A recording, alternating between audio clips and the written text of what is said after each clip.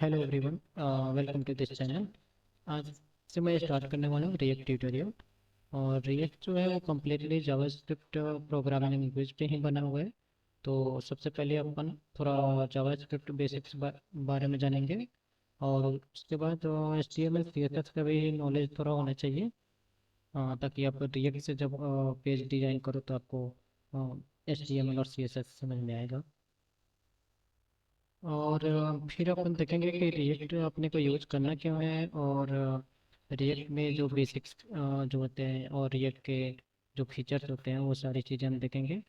और इसमें project create करने के भी कई सारे तरीके होते हैं, तो वो भी देखेंगे कि हम प्रोजेक्ट क्रिएट कैसे करेंगे। और फोल्डर स्ट्रक्चर होता है और फाइल स्ट्रक्चर होता है, ये सबसे बड़ा कंफ्यूजन वाला काम होता है।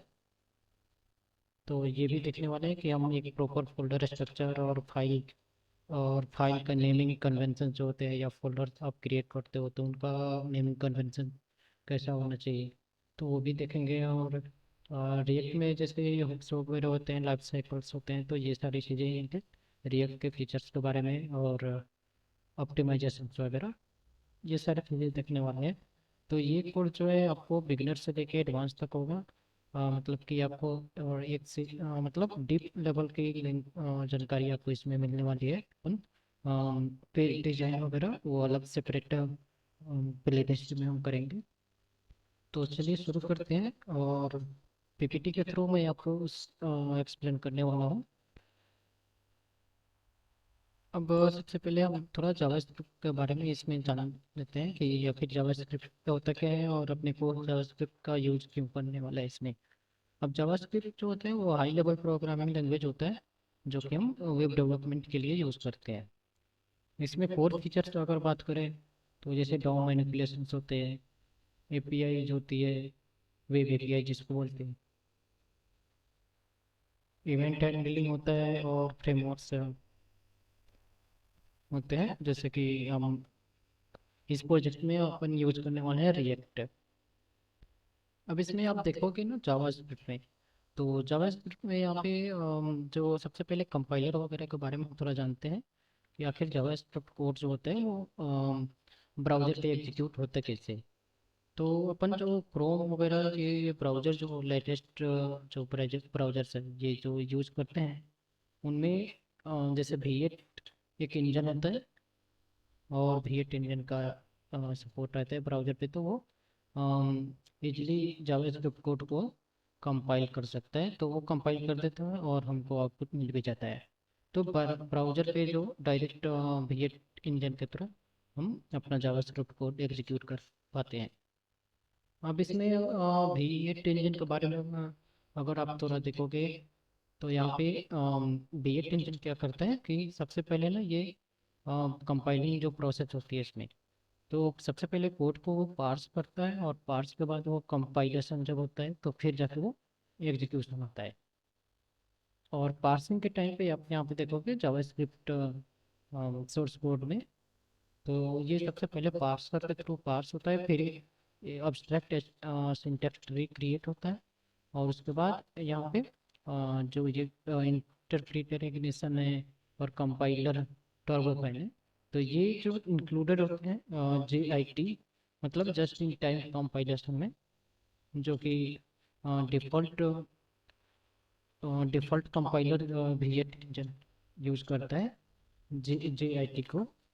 तो JIT में क्या होता है कि इग्निशन जो होता है वो एज अ इंटरप्रेटर काम करता है, और जावास्क्रिप्ट कोड को बाइट बाइट कोड में कन्वर्ट करता है। और टर्बोफैन जो होता है वो क्या करता है कि अगर कुछ हाई लेवल कोड है उसको ऑप्टिमाइज करके वो मशीन कोड में थोड़ा वो बाइट कोड में कन्वर्ट कर देता है वो। अब इसमें कंपाइलर्स जो होते हैं ना, वो बहुत सारे कंपाइलर्स होते हैं, जैसे कि यहाँ पे आप देख सकते हो ट्रांसपाइलर्स है, JSPin टाइम है जो कि by default V8 engine use करता है, और मिनी फायर्स है। और यहाँ पे फिर आप देख पाओगे एक बंडलर्स भी है। तो मोस्टली हम लोग क्या रिएक्ट वगैरह यूज करते हैं, तो मोस्टली हम लोग बंडलर्स में वेब पैक ही यूज करते हैं। अब वेब पैक क्या करता है ना कि जितने भी अपना कोड होते हैं, जो कंपोनेंट्स वगैरह फाइल वगैरह आप क्रिएट करोगे, उसको ये कंपाइल करके और बंडलिंग करके सिंगल फाइल क्रिएट करता है, और जो कि एग्जीक्यूटेबल फाइल होता है। तो ये थोड़ा बेसिक्स है जावास्क्रिप्ट के। और अब हम मूव करते हैं नेक्स्ट सेक्शन की तरफ। तो रिएक्ट जो काम करता है वो सिंगल पेज और मल्टी पेज, पहले ये समझोगे आप। तो react completely single page application होता है, और मल्टी पेज वेबसाइट भी होते हैं, जिससे कि नॉर्मली हम लोग ट्रेडिशनल वे से हम लोग फॉलो करते हैं, उसको क्रिएट करते हैं। तो ये सारी डिफरेंसेस है, यहाँ पे आप रीड कर सकते हो इसको, कि जैसे सिंगल पेज में नेविगेशन होते हैं, वो स्मूथ होते हैं और फास्ट भी होते हैं। बट पेज रिलोड जो होता है वो नहीं होता है। यहाँ पे जब भी आप नेविगेट करोगे, ओनली वन टाइम, जो फर्स्ट टाइम जब आपका कंपोनेंट लोड होता है, सिर्फ उसी टाइम पे वो जो ग्लोबल लेवल पे जो भी प्लगइन्स वगैरह जो भी है आपका ग्लोबल स्टेट, वो सब एग्जीक्यूट होता है। और मल्टी पेज में क्या होता है कि बार बार जब भी आप एक पेज से दूसरे पेज पे जाओगे, तो वो रिलोड होगा, और कंप्लीट जो एनवायरनमेंट होगा एक पेज का, वो अलग होगा, कंप्लीटली सेपरेट होगा दूसरे पेज से। इसलिए वहाँ पे पेज इसलिए वहाँ पे पेज रिलोड होता है, और पेज रिलोड होने के बाद में अपने को सबका सेपरेट सेपरेट वैसे एनवायरनमेंट होता है वहाँ पे। अगर बात करें तो एक एक हर पेज का अलग अलग कंटेंट, हर अलग अलग एनवायरनमेंट में वो चलेगा।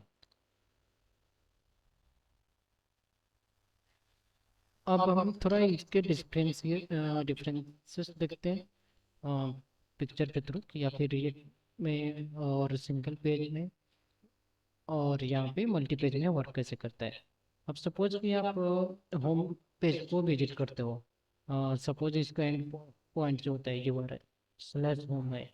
तो जब आप होम पे विजिट करोगे, तो क्या होगा कि ये एक अलग कंपोनेंट, अलग पेज खोलेगा, और ये अलग पेज खुलेगा, और ये कम्प्लीटली रिलोड भी होगा ये।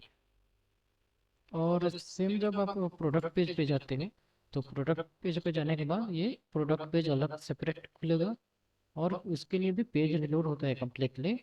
तो जितने भी प्लगइन्स वगैरह हैं, वो फिर से रिलोड होंगे इसके लिए भी।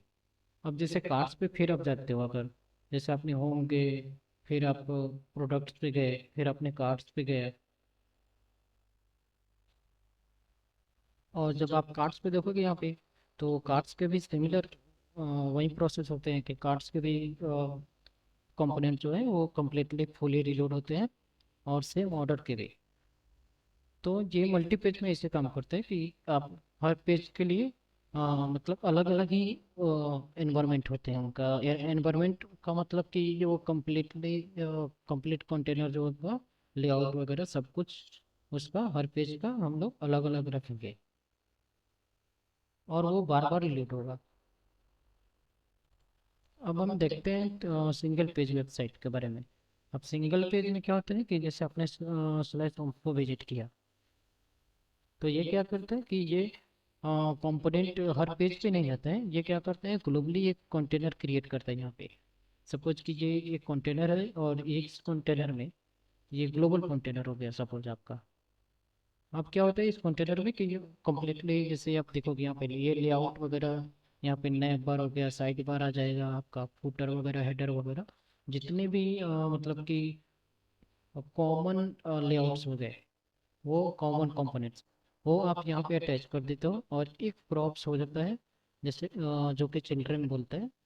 और जो भी ये कंपोनेंट होता है, जैसे कि ये होम पेज हो गया, तो ये भी एक कंपोनेंट ही है, पेज भी। वैसे ही यहाँ पे प्रोडक्ट हो गया, और ये कार्ड्स हो गया, और ये ऑर्डर्स का हो गया। तो इस यहाँ पे क्या होता है कि जैसे आपने स्लैश होम पे विजिट किया, तो ये स्लैश होम का जो कंपोनेंट है, ये यहाँ से उठ के यहाँ पे चिल्ड्रन पे लेआउट पे आता है, और ये लेआउट के अंदर से यहाँ पे चिल्ड्रन के जगह पे आप देख पाओगे, यहाँ पे नेव बार के नीचे ये यहाँ पे जो कंपोनेंट है होम का, वो आके यहाँ पे रेंडर हो जाएगा।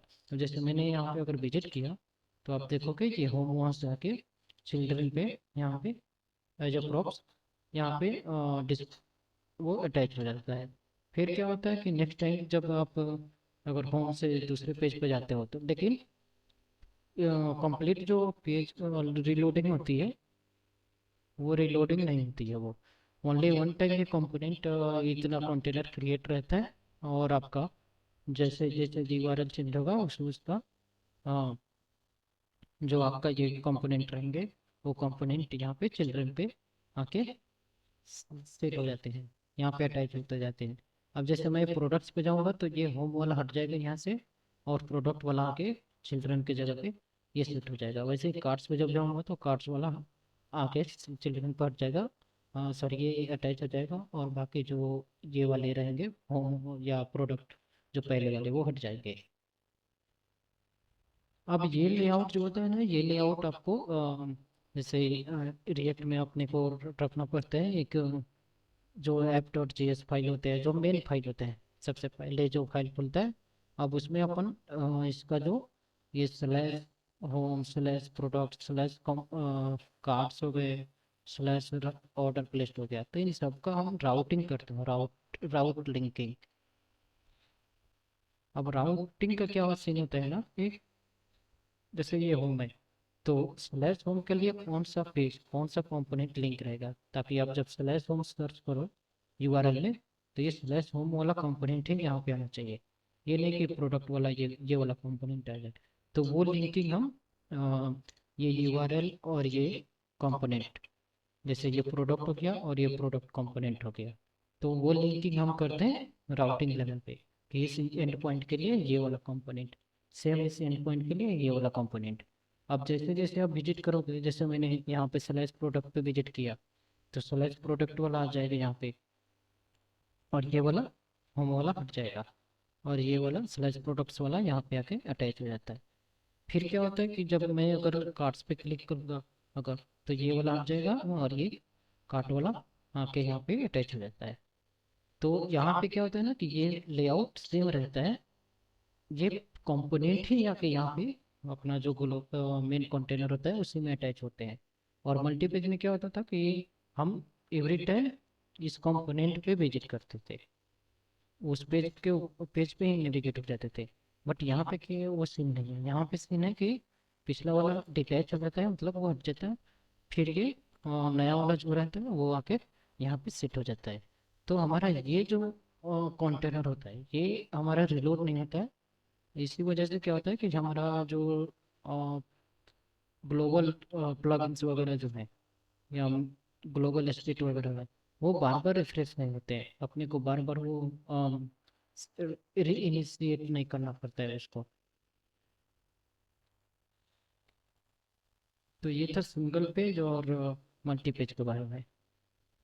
अब यहाँ पे आप देखोगे कि हमें रिएक्ट करना क्यों है, कि रिएक्ट में जो होता है ना वो जावास्क्रिप्ट लाइब्रेरी होता है, जैसे कि हम यूज जिसको यूज करके अपन यूजर इंटरफेस वगैरह वेबसाइट डिजाइन कर सकते हैं। और ये हमेशा हम लोग सिंगल पेज एप्लीकेशन के लिए ही यूज करते हैं। अब इसमें की फीचर्स आप देखोगे ना, तो की फीचर्स में होता है जैसे आपको कंपोनेंट बेस्ड आर्किटेक्चर होता है, वर्चुअल डॉम होता है, strong ecosystem like Redux and Redux tool kit होते हैं। अब वन वे डेटा फ्लो होता है। अब ये one way data flow means हमेशा डेटा जो होता है वो पेरेंट से चाइल्ड में जाता है। पेरेंट से चाइल्ड इन द सेंस कि आप एक कंपोनेंट है और उसके अंदर आपने दूसरा कंपोनेंट डाला, इंपोर्ट किया, तो आप कोई अगर डेटा पास करना चाहते हो जो आपके नेस्टेड वाले कंपोनेंट है अंदर चाइल्ड वाले कंपोनेंट, तो वो आप पेरेंट से चाइल्ड में भेज सकते हो। तो ये वन वे डेटा फ्लो होता है। अब जे एस एक्स सिंटेक्स होता है जो कि जावास्क्रिप्ट एक्सएमएल फाइल होता है, और ये फ्लेक्सिबिलिटी होती है और यहाँ पे ना परफॉर्मेंस भी होता है, मतलब हम ऑप्टिमाइज कर सकते हैं अच्छे तरह से, जैसे कि हाँ लेजी लोडिंग का यूज करके अगर कुछ कॉम्प्लेक्स या हेवी लोड के कंपोनेंट है तो उनको एज ए डायनेमिक हम इंपोर्ट कर सकते हैं और यूज कर सकते हैं। और कंपोनेंट बेस्ड आर्किटेक्चर का मतलब क्या होता है कि हम नॉर्मली जैसे यहाँ पे दो तरीके से हम फॉलो करते हैं, एक क्लास बेस्ड होता है और एक फंक्शनल बेस्ड होता है। तो मोस्टली आजकल के ट्रेंडिंग में फंक्शनल कंपोनेंट चल रहे हैं, तो हम उसी को फॉलो करने वाला है। रिडक्स वगैरह जो है ये हम बाद में देखने वाले हैं, वर्चुअल डॉम पे हम देखेंगे, बट इसमें थोड़ा डीपली देखना है तो इसको मैं यहाँ पे कवर नहीं कर रहा हूँ, इसको बाद में करते हैं कवर इसको, जब हम वर्चुअल डॉम पे स्टार्ट करते हैं